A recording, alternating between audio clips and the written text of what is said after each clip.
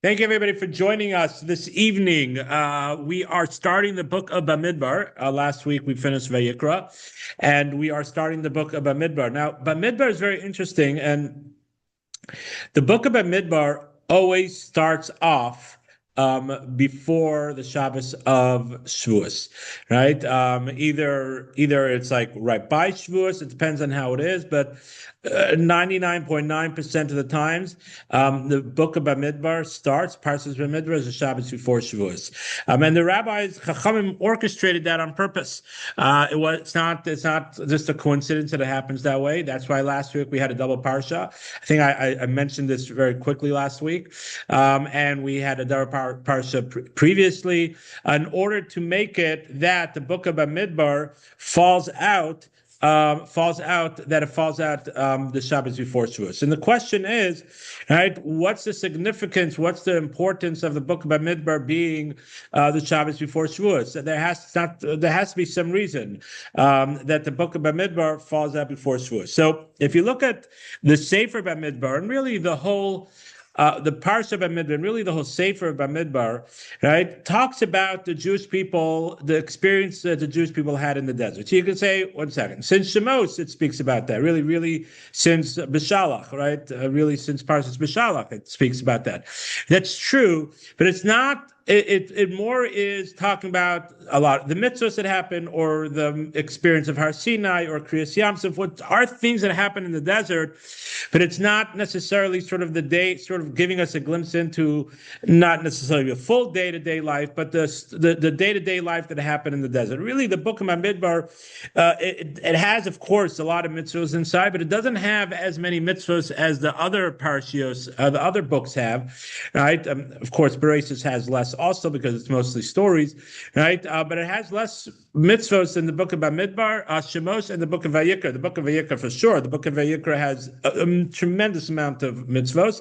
The book of Bamidbar has less because a lot of it speaks about the stories of things that happen. The first book of Bamidbar speaks about, the Sefer Bamidbar primarily speaks about the counting of the Jewish people and the encampment, how they encamped in the desert, right? And then it speaks about the Levites, what their jobs were in the desert and what they did and how they encamped. And then Nasa, the beginning of Nasa speaks about the next parsha speaks about continues with the Levium. Okay, then it goes into, of course, it goes into Nazir and it goes into other things, right? And then we have this, the man that the Jewish people received the man. That's in Parshas Ba'aloscha, right? It speaks about the lighting the candles and other things, but it speaks about the man, and it speaks about how the Jewish people complained.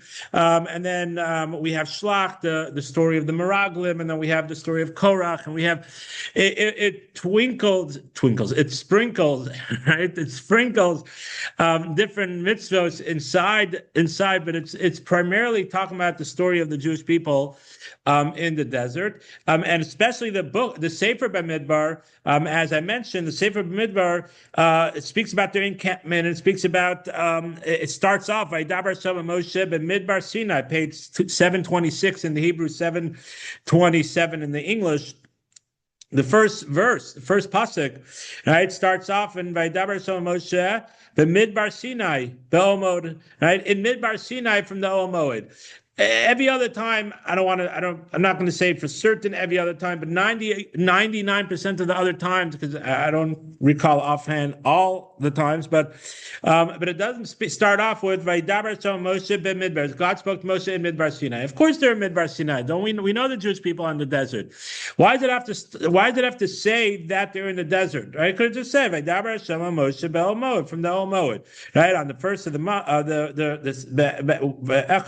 first of the second month, the first of the month of the second year, right, that they left Mitzrayim. Like, why did it have to go ahead and specify Bimidbar Sinai? Right, and that's where the name Bamidbar comes from, because there's an emphasis, the Torah emphasizes about Bamidbar. And there's many different ideas that the commentaries of Mefarshim speak about.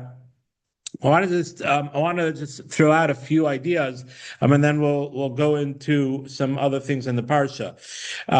But one of the ideas that the Mefarshim, the commentaries explain, is that there's a direct correlation to the Jewish people in the desert and receiving the Torah. Because there's another question that's asked, and we're probably going to touch upon this idea a little bit on Shavuos night.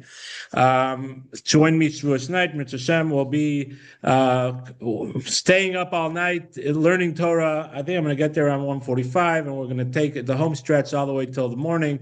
We'll daven together, so please come and join me. But we're going to touch upon this idea. But one of the famous questions that the commentaries ask is, why was the Torah given in the desert? Why didn't Hashem give the Jewish people the Torah in Eretz Yisrael, right? Eretz Yisrael, Yerushalayim, the most holiest place, so to just take them straight to Eretz Yisrael, right, and give them the Torah, right? Why did Hashem give them the Torah in the desert? And we know that the whole beginning conversation of Moshe to Paro is, we have to go into the desert, and we'll bring a carbon, and we'll this, and into the desert, right? It was sort of, okay, it wasn't the end place, but that was part of the plan, to go to Har Sinai to receive the Torah. That was part before anything else, and then go into Eretz Yisrael. Okay, they sinned the spies, and they had to stay in the desert for 40 years. But that wasn't the original plan. But part of that original plan wasn't just to go to Eretz Yisrael and then receive the Torah. Some could have taken them right there, right then. Right? Why? What's the significance of the Jewish people receiving the Torah in the desert? So the commentaries in Farshim explain there's many different ideas, but one of the ideas is that the desert represents a place that is no man's land, sort of, right? No one owns the desert, right? Here in land, someone owns this property, you own that property, the government owns property, this and that, but sort of a desert represents no one owns a desert, unless you turn into some kind of resort, and then you bring water in or whatever it is, right? But otherwise, a desert is considered a no man's land. And Hashem wanted everybody to know that the Torah is something that no one has ownership on the Torah, except for the person that makes ownership over it.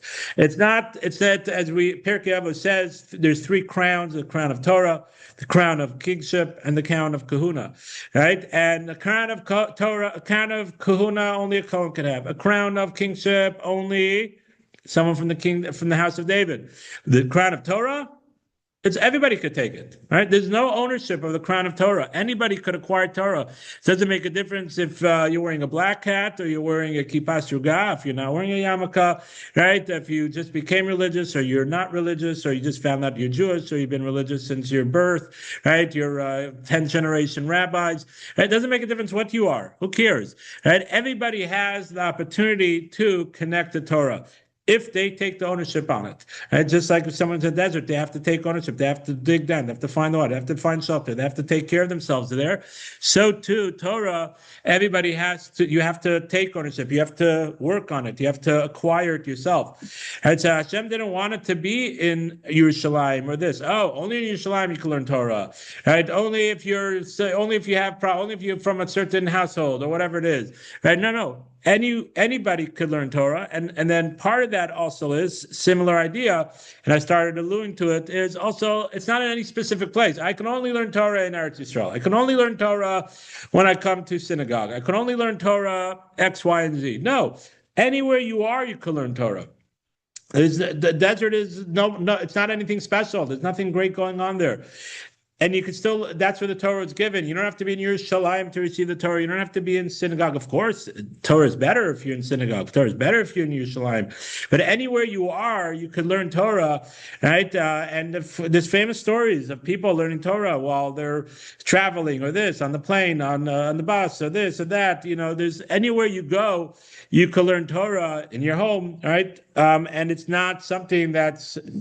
And Torah does not have to come from a certain family, and Torah is not that it has to be in a certain place. So those are two ideas of why Hashem gave the Torah in the desert. And so now there's a connection. We see that's part of the lesson that the rabbis wanted us to reflect on before we re-accept the Torah on Har Sinai, the holiday of Shavuos. And we'll talk more about this idea on Shavuos, right? the holiday of Shavuos is a connection to sort of reaccepting the Torah. That's what the holiday of Shavuos is all about.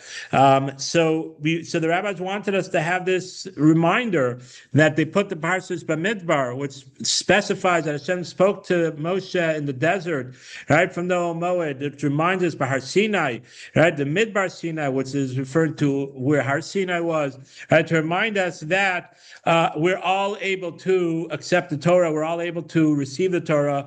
It's up to us. We can't blame anybody else. We can't do the blame game, right? We can't say, well, I had this, I had terrible parents, I had a terrible Rebbe, I didn't grow up from, I didn't this, I don't know the Aleph Beis, I don't know this, I'm not in a place that, we can't do the blame game. You can't, no psychologist will be able to help you with this, right? To psychoanalyze your past until now, why you haven't learned Torah. No, Torah is something that everybody has the ability to acquire, right? You might have had someone might have had a hard life or a hard this or hard that. Okay, but you could still start now and learn Torah. Take the ownership over it, and that's one of the things that one of the lessons that we can learn of why it speaks about why it's here. That's one lesson, and there's a lot more to expand on that, but we're not going to do that now.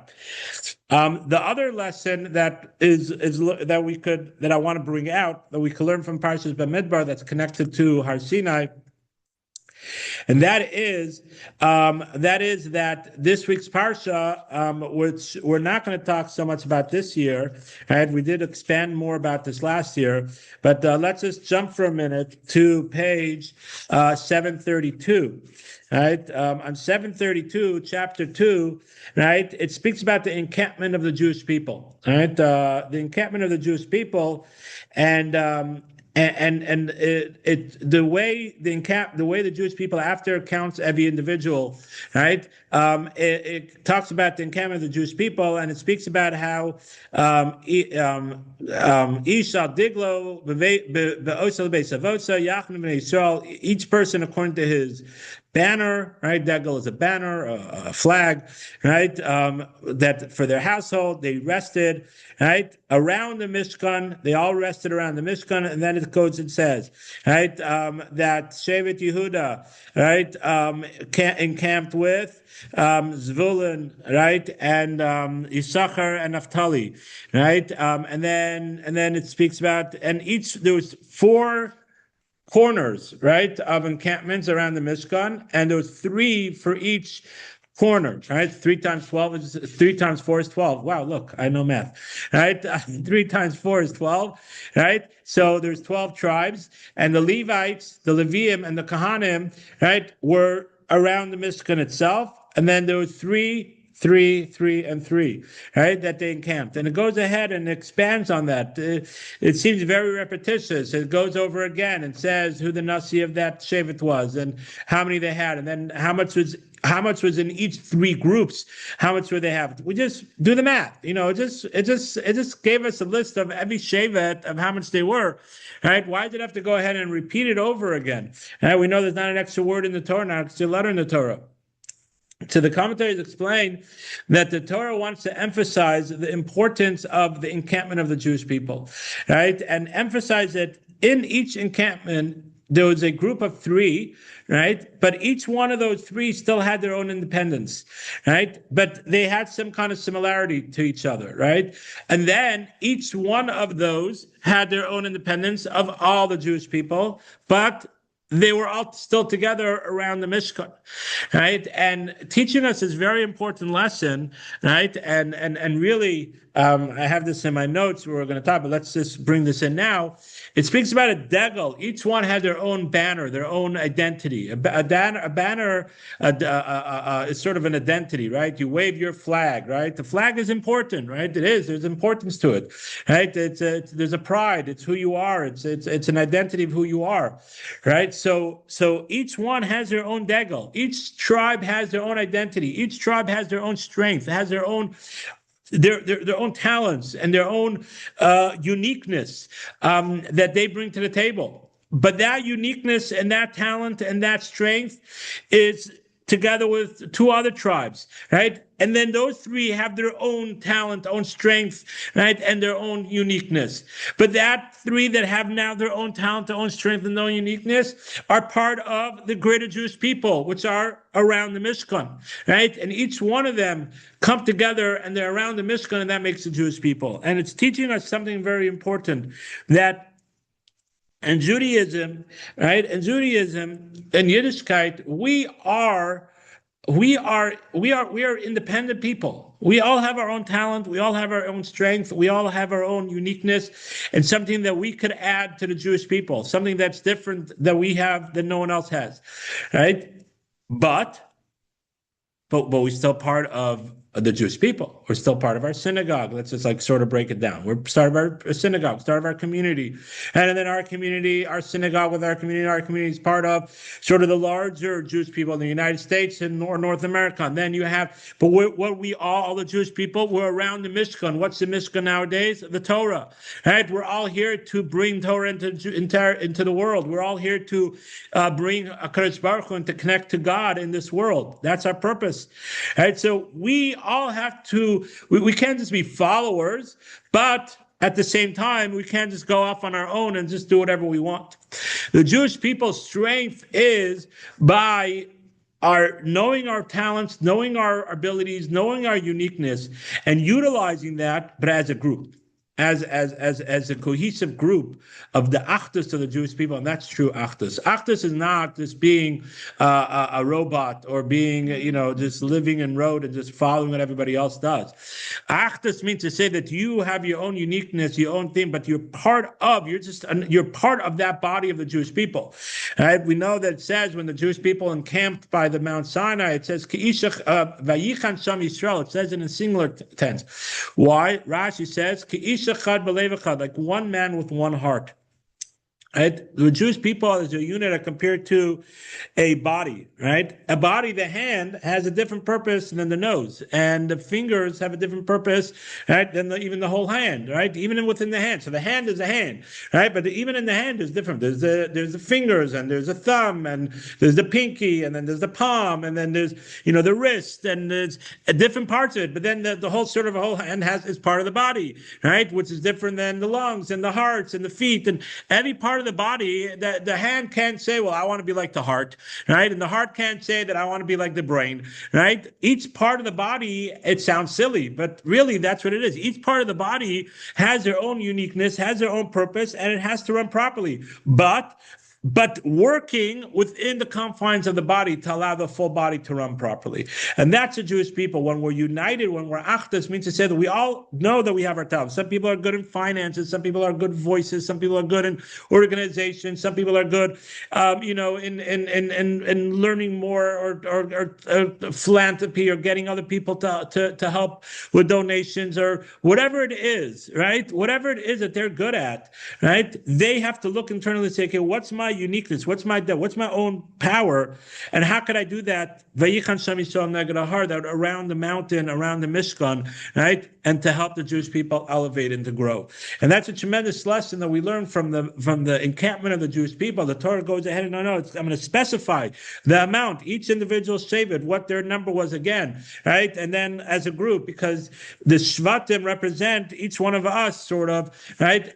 And then we're all together around the Mishkan, around bringing more Torah into the world. And we have to do that, right? But that's also a way of being able to grow in Torah.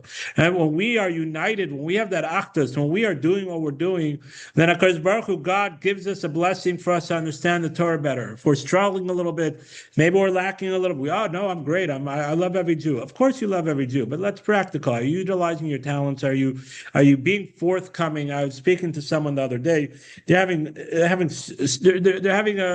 a difficulty with a certain individual, not someone from here, someone from somewhere else that reached out to me. And they asked me, should they do this, should they do that? I said, it's important to be the children of Aaron. Rodev Shalom, running after Shalom.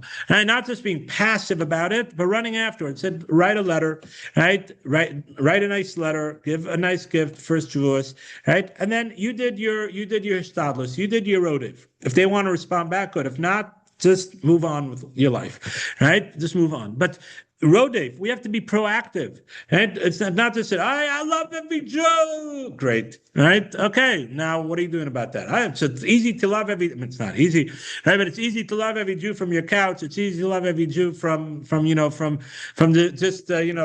back. But what are you doing to show that? And are you utilizing it? What strength, what kochas did God give you?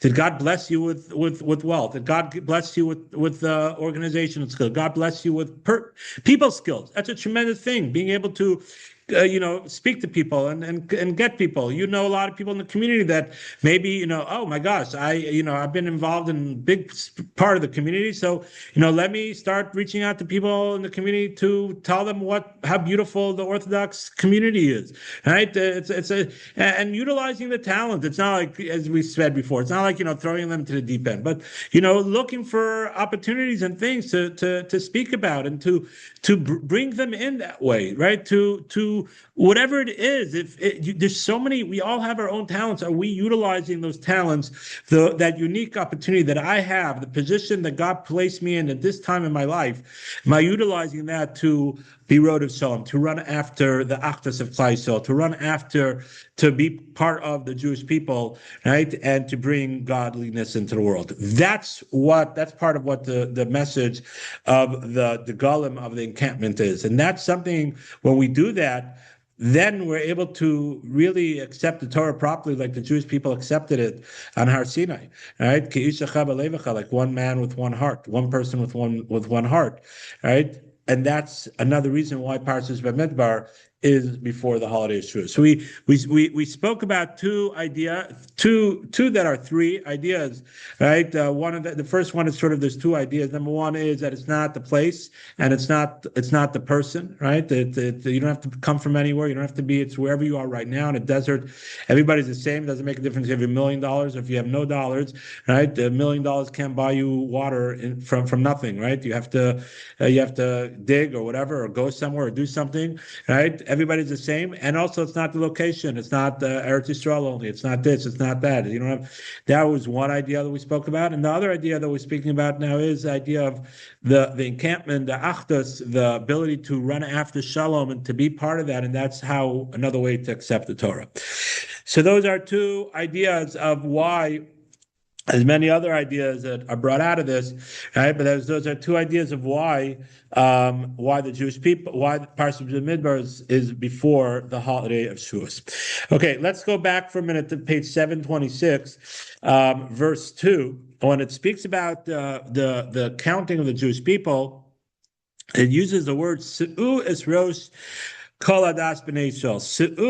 Se'u literally means like lift up, right? Se'u, it comes from Se'us Rosh, lift up the heads of all the Jewish people, right? And there's the English, they translate as assemble, but Se'u also can mean lift up, right? So the commentaries explain that the Torah uses this word. It could have just said, kahal, or other words that there are to talk about gathering. All right. So the commentaries explain, we find similar idea. And the last time the Torah gave us a census of counting the Jewish people, it has similar words, but the idea is like this, that when we count the Jewish people, part of that is to elevate the Jewish people, is again, to make each person, kol adas b'nei Yisrael, every person of the Jewish nation. Right? It doesn't say b'nei Yisrael over here, it says b'nei Yisrael, but kol adas b'nei Yisrael. It doesn't say kol b'nei Yisrael, right? Rosh kol b'nei Yisrael, but it's kol adas b'nei Yisrael. Everybody, the whole assembly, everybody of the assembly of the Jewish people. That means to say that every person matters. Every person makes a difference. And that's part of the counting of the Jewish people. And that's, again, similar to the lesson that we're saying, that each one of us matters. We're not just another number. We're not just, part of the herd, part of the thing. No, each individual matters. Lift up. Each person has something to accomplish. Every person has something to add to the world, add to bringing godliness into the world, right? And to elevate the Jewish people, right? So that's one of the ideas. It's why it's brought down, right, in this way.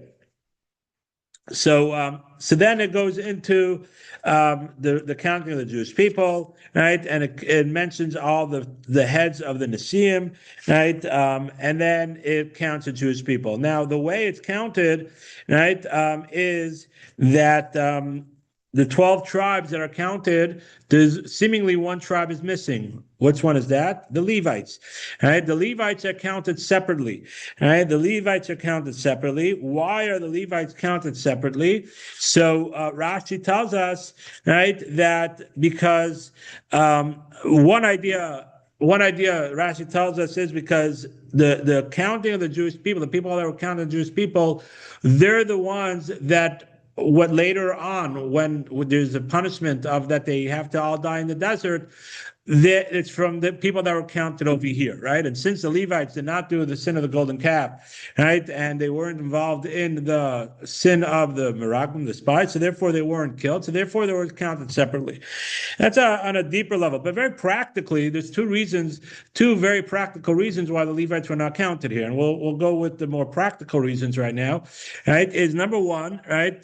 Number one, the Levites did not. We'll see that they're not part of the inheritance of the land of Israel.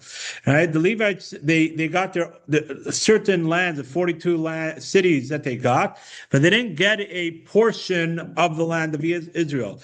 The 12 tribes, which is right, Reuben, Shimon, Levi, Yehuda, Issachar, Zvulun, Dan, Naphtali, Gad, and Asher, right, and the two children of Yosef, Manasseh and Ephraim, and Binyamin. So Yosef, as we know, was split into two. Right? They were the ones that got Nachla, they got inheritance in the land of Israel, and the Levites didn't. Hashem said, they're my Nachla. They have to live somewhere, so those cities that were designated just for the Levites, right? But they did not get inheritance in the land of Israel, right? So the commentators say that sort of this counting is also going to be sort of bringing down that idea of the later on of the people that are going to be also inheriting the land of Israel, and therefore needed to split Yosef into Manasseh and Ephraim, and therefore the Levites sort of go out of being a shevet. They're more now sort of the priests, right? Okay, the Kohanim are the priests, but they're the ones that work in the Beis Hamikdash, and therefore we never say there's 13 tribes, there's 12 tribes. There's 12 tribes and the Levites.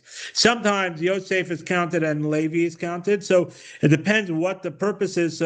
So therefore, the Levites were not counted because Manasseh and Ephraim had to be split. And sort of connecting to this idea is that we'll see that later on when the Levites are counted, they're counted from Chodesh Hashanah, from 1 month old, where the Jewish people are counted from 20 years and old. I call it Yotzei Tzava, whoever goes out to war, right? And therefore the Levites were counted not for the purpose of, as we said, going to war and getting the inheritance of the land of Israel. They were counted for when they have the ability to start doing some kind of service in the Beis Hamikdash, right? And therefore, it's a different counting, it's a different thing, and therefore they were not mentioned. There was a separate counting. So then we go into, as we mentioned, we're up to chapter 2 again, page 732. Then it goes into the encampments of the Jewish people, and then on page 736, right, after it counts the Jewish people, then it says, Ve'ela tolos Aaron and Moshe. These are the descendants of Aaron and Moshe, chapter 3, verse 1 on page 736 in the Hebrew, 737 in the English. So Eila told us Aaron and Moshe, Beyom Dibra Hashem Moshe B'Har Sinai. These are descendants of Aaron and Moshe, and the day that Hashem spoke to Moshe and Har Sinai. Again, it emphasizes Har Sinai. We spoke about that. I'm just pointing out again. We see that it emphasizes Har Sinai. What's the next verse? Eila Shmos B'nei Aaron. These are the children of Aaron, right? Nadav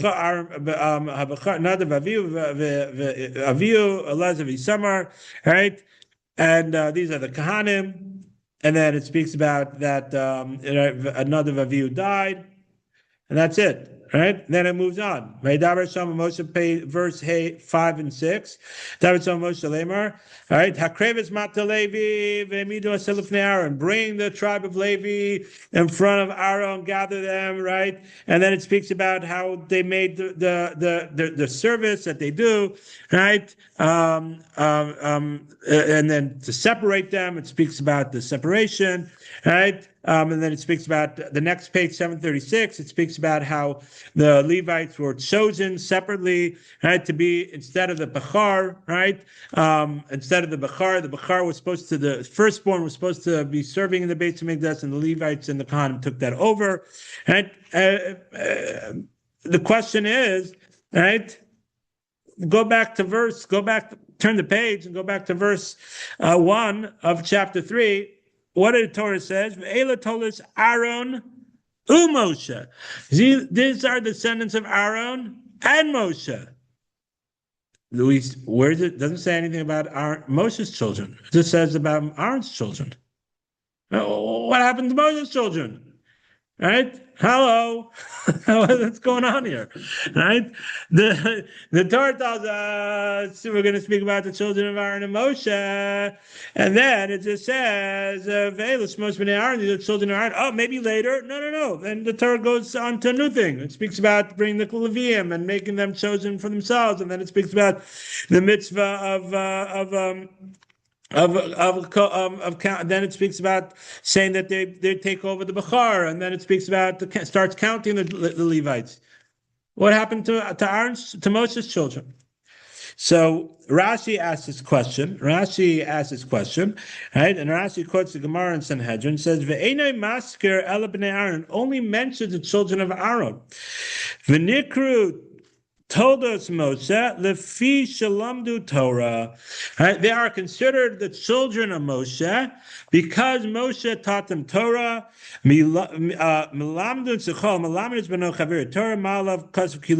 If whoever teaches his friends' children Torah, it says if he gave birth to them.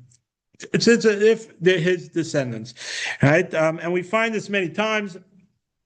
We find this idea many, many times, right? That the offsprings of someone, the Talmidim are considered banim, are considered children, right? They're considered children. Someone that teaches someone Torah, right? It's considered children, and therefore, Therefore, what's it called again? Therefore, they're considered his children, and therefore, when it says Eila told Aaron and Moshe, these are the descendants of Aaron and Moshe, right? By mentioning Aaron's children, since Moshe taught them Torah, it says if he gave birth to them, and therefore what's it called again? It's fine that it says Moshe there also, right? So. One of the questions that I'll expand on this in a minute, but one of the questions that could still be asked, but why didn't they mention Moshe's children? All right, we don't really find anything about Moshe's children. Right, anything about Moshe's children we don't find. Right, since Moshe's children were born.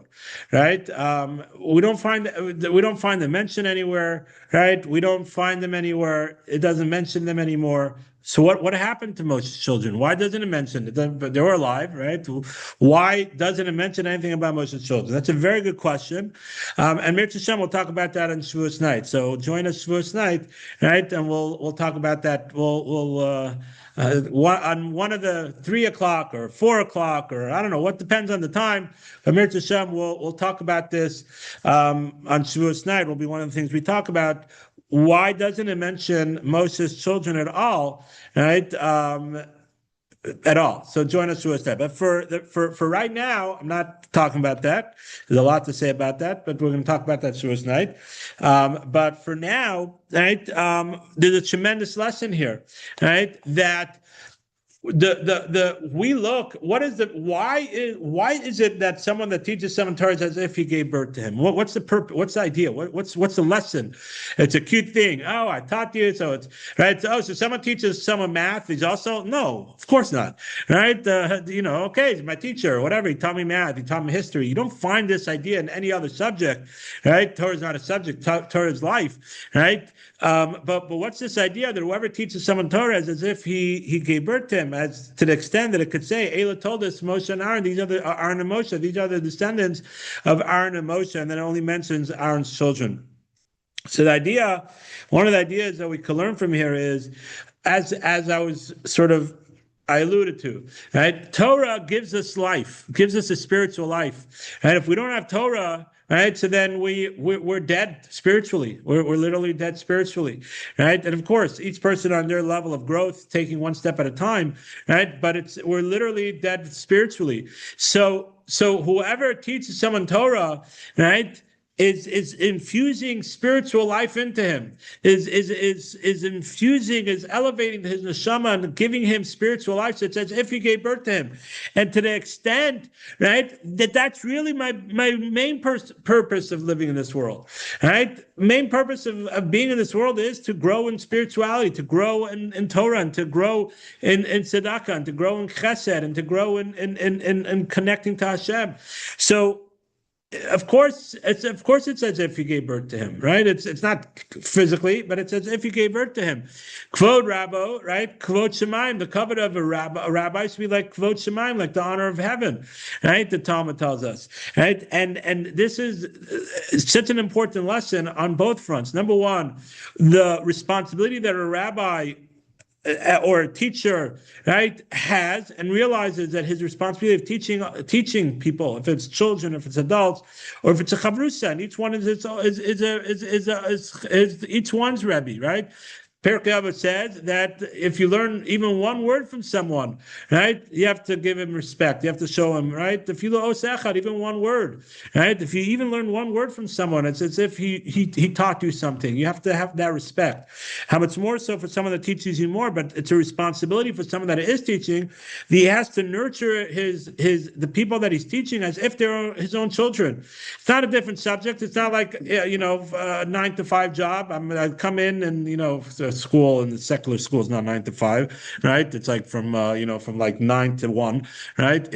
Right? I'm not sure, why they have such little hours in the school day. Of course, kids are, running around and getting into trouble, right? But it's not just, oh, I'm here. No, you're invested in them. They're as if you're children. You have to nurture them and reach out to them and ask them how they're doing and encourage them to ask questions and encourage them to move and grow on their pace. But that's part of it. That's part of it being the responsibility. Excuse me. All right, it's part of the responsibility, and the other way around also. As a student, you have to realize that whoever you learn Torah from, it doesn't make a difference who you're learning it from, right? As long as it's true Torah, right? Whoever you learn Torah from, you have to have that respect for them, as if they're your parents, right? Realize that they're helping you grow spiritually, and have that respect for them. And that's a tremendous lesson that we learn from this lesson that the Talmud in Sanhedrin is bringing out from this week's parsha, right? Is this idea that both the rabbi and the student have to realize that there's more than just a teacher, right? There's a deeper relationship, the responsibility of the teacher, of the rabbi, right? And the respect and the relationship of the student, that also they should realize they should feel that love and that nurture from the rabbi, that they want to reach out and say, hey, how could I do this? And I have a question about that. And, how could I grow in this? And how should I deal with this situation? That's part of growth. That's part of education. So someone could be 5 years old. Some could be 50, 70, 80, 90 years old. If they're just starting off, they're learning now, right? In this thing, or they could be very learned and they have questions also, and they ask their rabbi. Every rabbi has a rabbi, I promise you, right? Every rabbi has their own rabbi. And that's a tremendous lesson that we learn from here. And then the rest of the parsha, as I mentioned, goes into the counting of the Levites. Page 738, verse 15 starts off, "Bekodesh b'nei Levi l'beis avosam, l'tzvechosam, kol zakeh ben kodesh u'mal," from 1 month old, as I mentioned, from 1 month old. And then it goes through Gershon, Kahas, and Merari. Those are the three sort of families in the tribes of Levi, from Gershon, Kahas, and Merari. Right, and then how they encamped around the Mishkan, and then starting to talk about also their service in the Beis Hamikdash. But we'll end here. Just again, to recap quickly, we spoke about why Parsha Bamidbar always comes before the holiday of Shavuos, the Yom Tov of Shavuos, and we spoke about the idea of, number one, the Midbar. All right, the importance of why the Torah is given the midbar.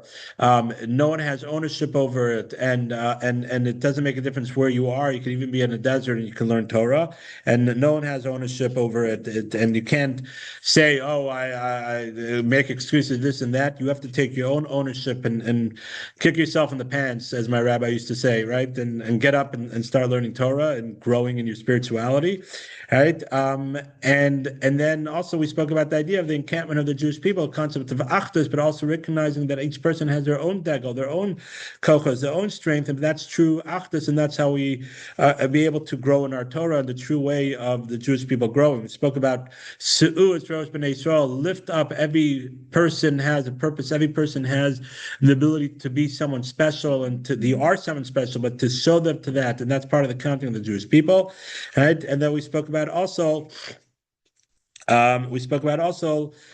idea of being a student, right? Is as being, as if you teach someone Torah, it's as if you gave birth to them. We spoke about the importance of the relationship between the rabbi and a student, as a father, sort of as a father-son, right? A parent sort of relationship. The responsibility of the rabbi and the nurturing of a student, right?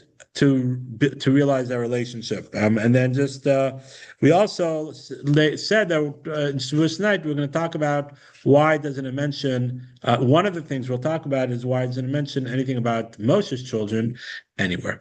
Thank you all for joining us, and have a good evening.